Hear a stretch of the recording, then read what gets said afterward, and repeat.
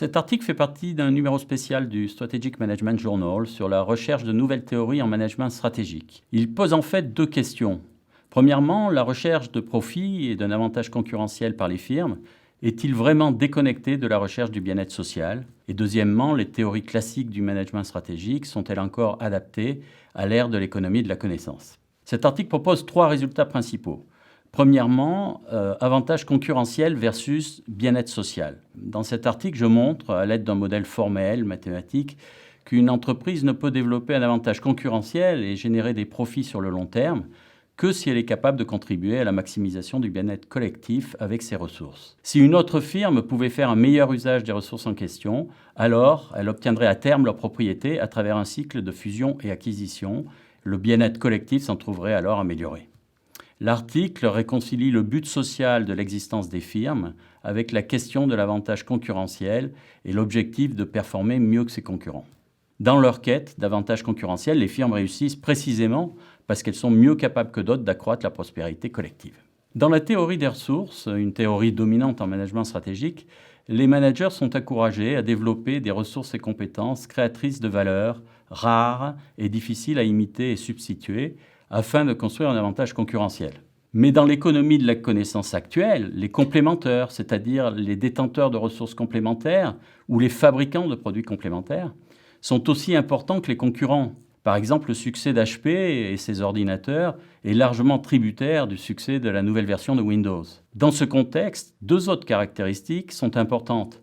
Les ressources doivent être collaboratives, attirer un maximum de compléments, et également faciles à combiner. Par exemple, de nouvelles entreprises réussissent grâce à leur capacité à former des alliances ou à développer de l'innovation ouverte en intégrant des technologies extérieures dans leur processus de développement.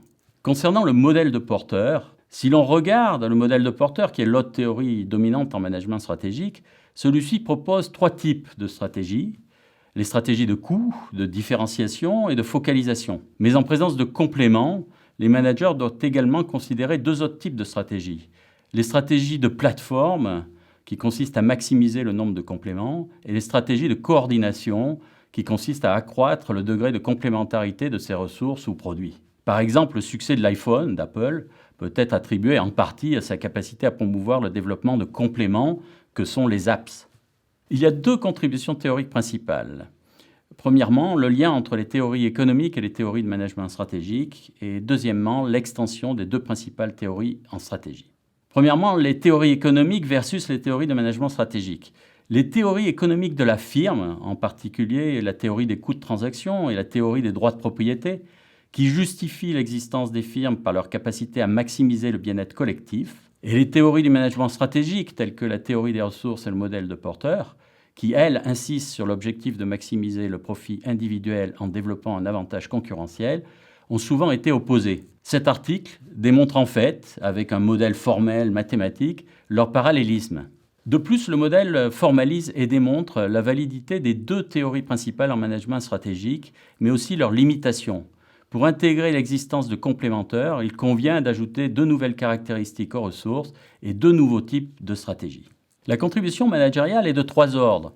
Premièrement, avantages concurrentiels et bien-être social sont complémentaires. Dans leur recherche d'un avantage concurrentiel durable, les managers devraient considérer comment leur firme peut contribuer à l'accroissement du bien-être collectif, car les deux objectifs ne sont pas antinomiques, mais plutôt complémentaires.